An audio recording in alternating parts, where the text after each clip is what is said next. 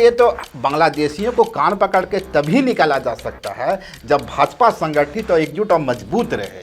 लेकिन यहाँ तो हम देख रहे हैं कि राज पालीवाल, टाला मरांडी, केदार हाजरा, उधर अरविंद सिंह मलखान, ये सारे चेहरे तो कान पकड़ के निकलने की तैयारी में। आपने मंजू देवी के केस में आपने कहा कि हम उनको पहले से टिकट कमिट करके लाए, हाँ। और इनके केस में आप कह रहे हो कि हम उनको बिना कमिट किए हुए ला रहे हैं। ऐसे कई गांवों का उदाहरण हमारे सामने है। गाय बथान गांव में खुद भी गया था, वहाँ की स्थिति मैंने देखी थी, जहाँ एक आदिवासी परिवार को उसके अपनी पुश्तैनी ज़मीन पे मकान बनाने से, घर बनाने से बांग्लादेशी घुसपैठियों ने बहुत बुरी तरह से मारा, पीटा, बर्बरता से अत्याचार किया, लेकिन प्रशासन ने उस मामले पे कोई कार्रवाई करने से परहेज किया। केदार हाजरा और उमाकांत रज्जक को जेएमएम में शामिल करवाया गया तो उन्होंने कहा कि भाई आने वाले की लाइन इतनी लंबी है कि न तो हमारे पास कुर्सी है, न बेंच है, न टेबल है। कुछ लोग तो दरवाजा नहीं खिड़की से भी आने की तैयारी में है। पर हमारी शर्त यह है कि भाजपा में जाने का जो पाप हुआ है इसका प्रायश्चित करें तभी आवेंगे। जैसे ही आपका प्रेस कॉन्फ्रेंस समाप्त हुआ, हमने जदयू को कार्यालय में फ़ोन लगाया और उनसे एक ही सवाल मेरा था कि भाई आप तो प्रेस कॉन्फ्रेंस में थे नहीं, यह क्या माजरा है। उन्होंने कहा कैसा प्रेस कॉन्फ्रेंस? हमने कहा एनडीए का प्रेस कॉन्फ्रेंस। कहा कि ना ये तो एनडीए का प्रेस कॉन्फ्रेंस था ही नहीं, यह तो भाजपा का प्रेस कॉन्फ्रेंस था। अब भाजपा जो सीट चाहे वो ऐलान कर दे, उससे हम लोग का क्या वास्ता है। अगर वो 2500 रुपया दे ही सकते थे तो पहली बार उन्होंने 1000 रुपया क्यों दिया? ये भी उनकी मंशा पे सवाल उठाता है। और जब वो सरकार में आज से 5 साल पहले जब वो आए थे तो इतने सारे झूठ बोल करके आए थे, जनता को बरगला के आए थे। विवाहित महिला को सोने का सिक्का, चूल्हा खर्चा 2000 रुपया महीना देंगे, बेरोजगारी भत्ता देंगे 5000 रुपया, 7000 रुपया, 5 लाख युवाओं को, मूलवासियों को सरकारी रोजगार देंगे, नौकरी देंगे। नमस्कार, जोहार, मैं हूं देवेंद्र कुमार। आप देखना शुरू कर चुके हैं समृद्धि झारखंड। आज के सियासतनामा में हमारे साथ हैं विकास प्रीतम सिन्हा जी। विकास प्रीतम सिन्हा जी झारखंड भाजपा उपाध्यक्ष और पूर्व भाजपा राष्ट्रीय प्रचार साहित्य प्रभारी। तो आज का जो सियासतनामा है उसमें विकास प्रीतम सिन्हा जी से हम लोग झारखंड भाजपा के अंदर जो सियासी कोहराम मचता हुआ देख रहा है, जिस तरह से कुछ चेहरे भाजपा को छोड़कर जाने की तैयारी में हैं और जिस तरह से कुछ एक सीटों को लेकर उहापोह की स्थिति बनती नजर आ रही है। कई बार रांची के बारे में खबर चलती है सीपी सिंह आए, कई बार दूसरी खबर चलती है कि नहीं नवीन जायसवाल आ गए। इसके साथ ही और भी कुछ दूसरे सीटों पर इसी तरह से उधेड़बीन की स्थिति है। और इसमें हम लोग यह भी समझने की कोशिश करेंगे कि जो दावे किए गए थे भाजपा की ओर से कि चुनाव की अधिसूचना जारी होने के 48 घंटे के अंदर 98% उम्मीदवारों की सूची सामने आ जाएगी, लेकिन आज 4 दिन गुजर गए और इन 4 दिनों में सूची नहीं आई। आज फिर दावा किया जा रहा है कि आज यह फाइनल सूची आ जाएगी। तो इसके पीछे कारण क्या है? वह कोई रहस्य है, स्ट्रेटेजी है या कोई माइंड गेम है? हम लोग इसे भी समझने की कोशिश करेंगे। तो सीधा चलते हैं विकास प्रीतम सिन्हा जी के पास। सर बहुत बहुत शुक्रिया। सर एक छोटी सी सवाल से हम लोग आज की शुरुआत करते हैं। हम समझते हैं कि हमारे दर्शकों को आप बेहतर तरीके से इसे समझा सकेंगे। आज से 1-2 महीना पहले की बात है, हेमंत बिश्व शर्मा जो भाजपा के चुनाव सह प्रभारी हैं और असम के सीएम भी हैं, उन्होंने कहा कि जैसे ही मेरी सरकार बनेगी, यहाँ से जितने बांग्लादेशी हैं इनको कान पकड़ करके झारखंड से बाहर करेंगे। आज की स्थिति यह है, मौजूदा हालत यह है कि भाजपा से लोग कान पकड़ के बाहर जा रहे हैं। मैं ऐसा क्यों कह रहा हूं? केदार हाजरा जमुआ से 3 बार के विधायक, एक लंबा लेगेसी भाजपा के साथ चले गए।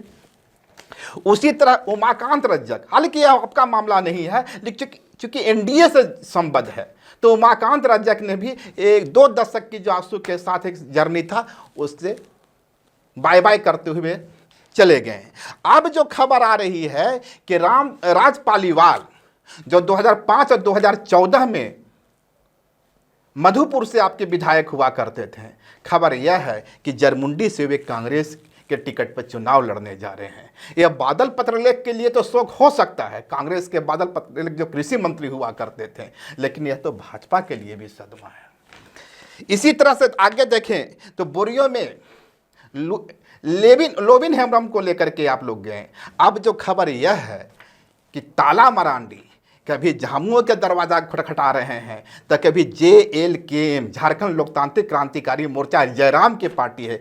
आपके पूर्व भाजपा अध्यक्ष की स्थिति यह हो गई कि जयराम जैसी एक छोटी सी पार्टी के सामने भी एक टिकट की दावेदारी मांग करनी पड़ रही है। तो भाजपा के अंदर यह भगदड़ क्यों? ये भाजपा के अंदर कोई भगदड़ की स्थिति नहीं है। सबसे पहले तो हेमंत बिस्वा शर्मा जी की बात करता हूँ। उन्होंने जो बांग्लादेश के मुद्दे को प्रभावी ढंग से उठाया है, यहाँ के जनमानस में वो बात ऊपर से नीचे तक घर कर गई है।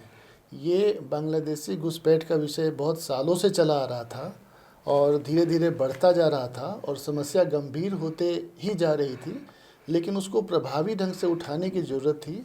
उस प्रभावी ढंग से उठाने के कार्य को उन्होंने बखूबी अंजाम दिया है। आज पूरे राज्य को ये पता चल गया है कि संथाल परगना में बांग्लादेशी घुसपैठियों की क्या स्थिति है और सरकार और प्रशासन भी उनके सामने पंगु बना हुआ रहता है। सरकारी अधिकारियों को ये निर्देश है कि बांग्लादेशियों के विरुद्ध कोई कार्य नहीं करना है, भले ही वो हमारे आदिवासी भाई बहनों पे या हमारे मूलवासियों पे के ऊपर कितना भी अत्याचार करें, कितना भी गैर कानूनी कार्य करें, लेकिन प्रशासन उन मामलों में हस्तक्षेप करने से बचता है और उन पर सीधी कार्रवाई करने से भी बचता है। ऐसे कई गांवों का उदाहरण हमारे सामने है।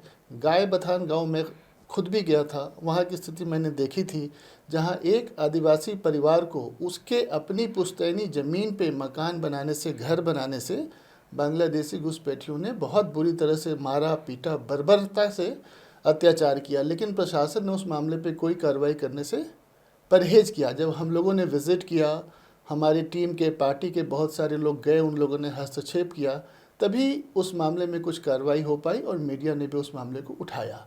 तो वहाँ की स्थिति ऐसी है और इस मामले को और प्रभावी ढंग से उठाने की ज़रूरत है। भाजपा की सरकार बनेगी तो अवश्य उस पर काफ़ी प्रभावी कार्रवाई हम करेंगे। तो सर, ये तो बांग्लादेशियों को कान पकड़ के तभी निकाला जा सकता है जब भाजपा संगठित और एकजुट और मजबूत रहे। लेकिन यहाँ तो हम देख रहे हैं कि राज पालीवाल, ताला मरांडी, केदार हाजरा, उधर अरविंद सिंह मलखान, ये सारे चेहरे तो कान पकड़ के निकलने की तैयारी में। आपने जिन सम्मानित नेताओं का नाम लिया वो सभी भाजपा के सम्मानित नेता रहे हैं एक समय पे, और उन सभी ने, जिनका भी आपने नाम लिया, या वो केदार हाजरा हो या कोई और हो, उनको जब ये स्पष्ट हो गया कि उनको पार्टी का टिकट नहीं मिल रहा है, जैसे कि जम्मू सीट पे श्रीमती मंजू कुमारी को पार्टी ने ज्वाइन कराया, उसके पहले केदार हाजरा को झारखंड मुक्ति मोर्चा से कोई प्रेम नहीं था और कांग्रेस से भी कोई प्रेम नहीं था। जब उनको ये लगा कि हमें टिकट नहीं मिल सकता है और उनका टिकट मंजू कुमारी जी को मिल सकता है, उसके बाद ही उन्होंने कांग्रेस या JMM का रुख किया। उसके पहले उनका भाजपा से बिल्कुल भी मोह भंग नहीं हुआ था और बांग्लादेशी घुसपैठियों को बाहर निकालने के लिए वो हमारे कंधे से कंधे मिला करके खड़े थे। लेकिन जब उनको लगा कि यहाँ हमें टिकट मिलने में मुश्किल हो सकती है, तो उन्होंने बांग्लादेशी घुसपैठियों के साथ कंधे से कंधे मिलाकर चलना शुरू कर लिया। तो कुछ यही स्थिति तो ताला मरांडी की भी हो सकती है, क्योंकि लोबिन हेम्ब्रम को दिए ले गए हैं आप, तो आप कह दें कि टिकट नहीं देने जा रहे हैं। आप जिनका भी नाम ले रहे हैं, सबकी स्थिति थोड़ी थोड़ी वैसी है, उनको टिकट मिलने में संशय है। इस कारण वो अपने टिकट को पक्का करने के लिए उन्होंने पार्टी बदला है। तो ऐसा ही क्यों नहीं करते कि टिकट जाए, सूची सामने ही ले लाते हैं, कम से कम टिकट नहीं मिलना है, यह तो उनको आत्मसंतुष्टि हो जाएगी। इस डायलेमा में क्यों रखे हुए हैं? डायलेमा नहीं रखे। पार्टी के चुनाव घोषणा करने की एक प्रक्रिया है, पार्टी का टिकट घोषित करने का एक प्रक्रिया है। जिला स्तर से नाम आते हैं, प्रदेश स्तर पर चर्चा होती है, केंद्र में चर्चा होती है, केंद्रीय चुनाव समिति में जाता है। उसके बाद वहाँ जो चर्चा हुई है, उसके बाद कुछ प्रक्रियाओं का पालन करके दोबारा अगर किसी विषय पे हमें वापस कंसल्ट करना पड़ता है चुनाव समिति को, तो हम वो प्रक्रिया को अभी पूरा कर रहे हैं। संभवतः आज या कल हम पूरा करके चुनाव को सर नामांकन भी शुरू होने वाला है ना, और इस नामांकन में 68 की उम्र में सीपी सिंह कभी नाम कटता है कभी निकलता है, बीपी पेशेंट है। कल किसी ने पूरे झारखंड में कल किसी ने भी नामांकन किया है क्या? नहीं किया, नहीं होने वाला है, मैं ये कह रहा हूं। आज किया है किसी ने? नहीं आज तो भी नहीं किया है। किसी पार्टी ने उम्मीदवार घोषित किया है हाँ क्या? जी, जेल कांग्रेस ने? नहीं, जेल कम किया ना, सबसे ज्यादा बाजी मार ले गया नौजवान चेहरा। जेल के हमने तो 2 महीने पहले कर दिया था। हाँ। अभी कांग्रेस जेएमएम या बीजेपी ने नहीं किया है। नहीं किया है, करेंगे। अच्छा अच्छा। स्ट्रेटजी होती है, दूसरे के उम्मीदवार को भी देखना चाहते हैं। तो इसी स्ट्रेटेजी में तो लोगों के बीपी बढ़ रहा है, वो डायबिटीज के शिकार हो जाएंगे। हाँ वो सही है। एक बात, सुप्रियो भट्टाचार्य हाँ जब केदार हाजरा और उमाकांत रज्जक को जेएमएम में शामिल करवाया गया तो उन्होंने कहा कि भाई आने वाले की लाइन इतनी लंबी है कि न तो हमारे पास कुर्सी है, न बेंच है, न टेबल है। कुछ लोग तो दरवाजा से भी दरवाजा नहीं खिड़की से भी आने की तैयारी में है। पर हमारी शर्त यह है कि भाजपा में जाने का जो पाप हुआ है इसका प्रायश्चित करें तभी आवेंगे। हालांकि यह सवाल तो उनसे भी बनता है, तो केदार हाजरा जी ने प्रायश्चित कर लिया था क्या? यही सवाल तो उनसे भी बनता है। अगर उनके जो आएंगे प्रवक्ता तो उनसे हम पूछ लेंगे कि आखिर भाई इतनी जल्दी इनका प्रायश्चित क्यों हो गया और बाकियों को प्रायश्चित करने में एक लंबी प्रक्रिया क्यों हो रही है? ये गंगा जल भी कैटेगरी 1 और 2 का आने लगा है क्या? खैर हम उस सवाल पर नहीं जा रहे हैं। हम ये है कि उन्होंने कहा, महाशय जो सुप्रियो भट्टाचार्य हैं उन्होंने कहा कि एनडीए में तो बिखराव की स्थिति है। एनडीए में बिखराव की स्थिति बिल्कुल नहीं है। ऐसा इसलिए भी उठ रहा है कि जैसे ही कल प्रेस कॉन्फ्रेंस हुआ, आपने 68, आजसू 10, जदयू 2 और लोजपा 1, जैसे ही आपका प्रेस कॉन्फ्रेंस समाप्त हुआ हमने जदयू को कार्यालय में फोन लगाया और उनसे एक ही सवाल मेरा था कि भाई आप तो प्रेस कॉन्फ्रेंस में थे नहीं, यह क्या माजरा है? उन्होंने कहा कैसा प्रेस कॉन्फ्रेंस? हमने कहा एनडीए का प्रेस कॉन्फ्रेंस। कहा कि ना ये तो एनडीए का प्रेस कॉन्फ्रेंस था ही नहीं, यह तो भाजपा का प्रेस कॉन्फ्रेंस था। अब भाजपा जो सीट चाहे वो ऐलान कर दे, उससे हम लोग का क्या वास्ता है? तो यह तो स्थिति है। आप मुझे ऐसा लगता है कि उनकी पार्टी में उनकी केंद्रीय समिति और उनकी प्रदेश समिति में तालमेल नहीं है, शायद सूचनाओं का आदान प्रदान समय पर नहीं हो पाया, इसलिए उन्होंने ऐसा बोला। तो कहीं आप लोग खीरू महतो का पेश तो फंसा नहीं दिए बेचा। आप 2 सीट दिए हैं, एक तमाड़ की सीट जाती है जहां से राजा पीटर हैं और एक पश्चिमी सिंहभूम जाती है जहां से सरजू राय हैं। तो जो आपके पुराने कवि रहे हैं उनको दे दिए। अब खीरू महतो जिनके बेटे की चाहत थी कि सीट से उतारा जाए, तो इस वंशवाद पे आप रोक लगा दिए। अब ये तो उनकी पार्टी की केंद्रीय समिति तय करेगी, हम उनको सीट दे देंगे। अब वो आपस में किसको बांटेंगे ये उनके ऊपर है। तो 2 के सिवा तीसरी सीट नहीं मिलने जाने? मेरी जानकारी में 2 ही सीट है, जो कल बोला भी गया प्रेस कॉन्फ्रेंस में। एक बात यह कही गई थी कि यह अंतिम नहीं है, कुछ सीटों का हेर फेर हो सकता है। होता है। राजनीति में तो फ्लेक्सिबिलिटी बहुत होती है, कभी भी कुछ हो सकता है। एक सवाल तो और भी है। क्या? कल जीतन राम मांझी जो हम संस्थापक हैं और केंद्र में मंत्री हैं, 2 सप्ताह पहले तक झारखंड में आके कह रहे थे कि उनका डिमांड था कि झारखंड एनडीए में यदि हम की हिस्सेदारी नहीं मिलती है तो हम जो है वो झारखंड के कई सीटों पर अपना प्रत्याशी का ऐलान करेगा। पर कल जो प्रेस विज्ञप्ति जारी की आप, उसमें कहीं भी हम की कोई चर्चा नहीं थी। आपने बिल्कुल सही कहा। मांझी जी एनडीए के सम्मानित नेता हैं, भारत सरकार के मंत्री भी हैं, बिहार के पूर्व मुख्यमंत्री भी रहे हैं और उनका अपना सम्मान है। अब उनकी पार्टी के हाईकमान और हमारी पार्टी के हाईकमान के बीच में सीट शेयरिंग पे क्या बातें हुई है उसका कल के प्रेस कॉन्फ्रेंस में खुलासा हुआ था और उस खुलासे के मुताबिक अभी वो झारखंड में शायद नहीं लड़ रहे हैं। आगे देखते हैं। मैंने कहने का मतलब यह हुआ आपका कि जीतन राम मांझी के लिए झारखंड का दरवाजा जो है फिलहाल बंद है। कल के प्रेस कॉन्फ्रेंस में तो आपने भी देखा। और भविष्य की तो संभावनाएं एक अलग चीज है। भविष्य तो हमेशा खुला रहता है। हालिया दिनों में भाजपा के अंदर एक खेमेबाजी भी देखने को मिल रही है। मैं ऐसा क्यों कह रहा हूँ? आपने डॉक्टर मंजू की चर्चा की। जिस दिन डॉक्टर मंजू को भाजपा में शामिल करवाया जा रहा था, हमारे भी कुछ लोग थे वहाँ। भाजपा के जो केंद्रीय नेतृत्व प्रादेशिक लीडरशिप है, जो प्रादेशिक नेता हैं, उनके अंदर ही मतभेद की स्थिति देखने को मिली। देखो, कई लोग मिलकर तय करेंगे तो अलग अलग मत होता है, लेकिन अंत में जब पार्टी का एक निर्णय हो जाता है, पार्टी किसी एक निर्णय पर सामूहिक रूप से पहुंच जाती है, तो फिर वो निर्णय हम सभी के लिए सर्वमान्य होता है। हो सकता है रांची में हम लोग 10 लोग टिकट मांग रहे होंगे, लेकिन पार्टी ने किसी एक का टिकट तय कर दिया, तो वो एक टिकट तय कर देने के बाद बाकी पार्टी उसके पीछे खड़ी हो जाती है। ऐसा वाकया होता है। कभी कभी कुछ लोग अनुशासनहीनता कर सकते हैं, उसके विरुद्ध जो यथोचित कार्रवाई होती है मैं ऐसा इसलिए कह रहा हूँ, उसी दिन गिरिडीह के जिलाध्यक्ष हैं आपके महादेव दुबे, उनसे मैं साक्षात्कार कर रहा था। अच्छा। उन्होंने कहा कि पार्टी में शामिल हुए हैं, टिकट की कोई बात नहीं हुई है। ऐसे ही होता है। हालांकि हम जैसे पत्रकार जानते हैं शामिल क्यों होते हैं या एग्जिट क्यों होते हैं, लेकिन अब जो खबर आ रही है, हालांकि अब पुख्ता कोई सबूत नहीं है, पुख्ता कोई प्रमाण नहीं है, ना आप कह सकते हैं ना हमारी जानकारी में है कि डॉक्टर मंजू ही वहां से उम्मीदवार होने जा रही हैं, लेकिन खबरें चल रही हैं। खबरें चल रही है, हमें भी उतना ही पता है कि वो संभावित उम्मीदवार हो सकती हैं, पार्टी में आई हैं, पार्टी की सम्मानित नेता बनी है।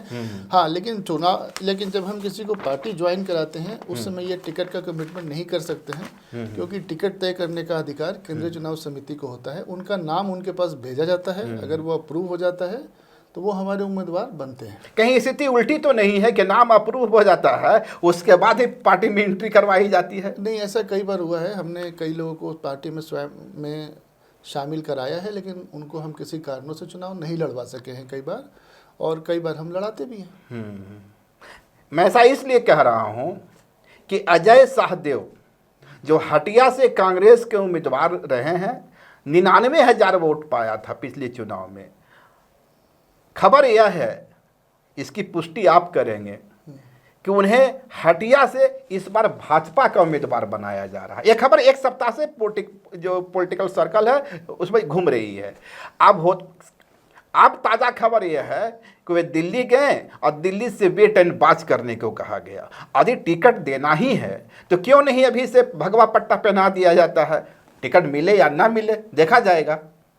आपने वही कहा, मंजू देवी के केस में आपने कहा कि हम उनको पहले से टिकट कमिट करके लाए, और इनके केस में आप कह रहे हो कि हम उनको बिना कमिट किए हुए ला रहे हैं। वास्तव में हम दोनों को बिना कमिटमेंट का ला रहे हैं। अच्छा। और आने के बाद हमारी समिति उस पर निर्णय करेगी, विचार करेगी। तो समृद्ध झारखंड का ब्रेकिंग न्यूज यह हो सकता है कि अजय नाथ शाहदेव, जिनके बारे में अभी तक तमाम क्यासबाजियां चल रही थी कि वो भाजपा में जा रहे हैं, इस पर मुहर लग रही है। आपके स्टेटमेंट से मेरे पास कोई अधिकृत जानकारी है नहीं अभी उनके पार्टी में शामिल होने की या उनके चुनाव लड़ने की। अच्छा। आपको मीडिया और सोशल मीडिया के माध्यम से जितनी जानकारी है, लगभग उतनी ही जानकारी मेरे नहीं, आपने कहा कि शामिल करवा रहे हैं बेशर्त, इस पर मैंने कहा। मैंने कहा कि उनके केस में आपने दूसरा मापदंड अपनाया, इनके केस में आपने दूसरा मापदंड अपनाया। हम किसी को भी शामिल कराते हैं तो टिकट का कमिटमेंट करके नहीं कराते हैं। अच्छा, यहाँ जाने दें, एक चीज़ तो समझना है आपसे।